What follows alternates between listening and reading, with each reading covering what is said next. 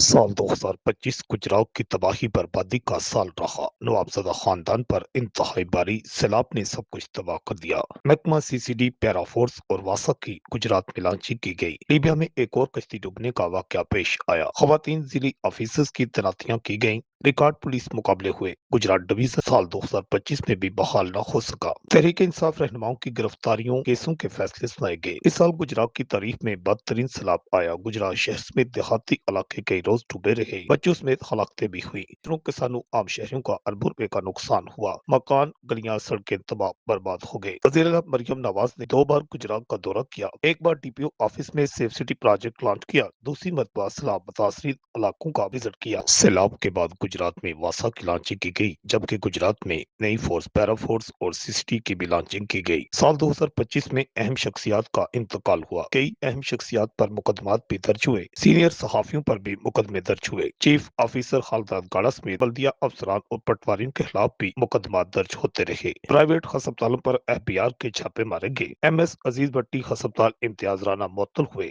नवाबजादा खानदान के नवाबजादा मजहर अली खां और एक माह बाद नवाबजादा मुजफ्फर अली खां इंतकाल कर गए। बलदियाती इलेक्शन का ऐलान हुआ मगर मुलतवी कर दिए गए। एक साल में 2 डीपीओ तब्दील हुए। मुस्तंसर बाजवा की रिटायरमेंट के बाद राना उमर फारूक तैनात हुए। पहली बार खातून deputy commissioner rule and Qureshi की तैनाती की गई। साल 2025 गुजरात की तबाही बर्बादी का साल रहा। रिपोर्ट आकाश नियाजी, गुजरात।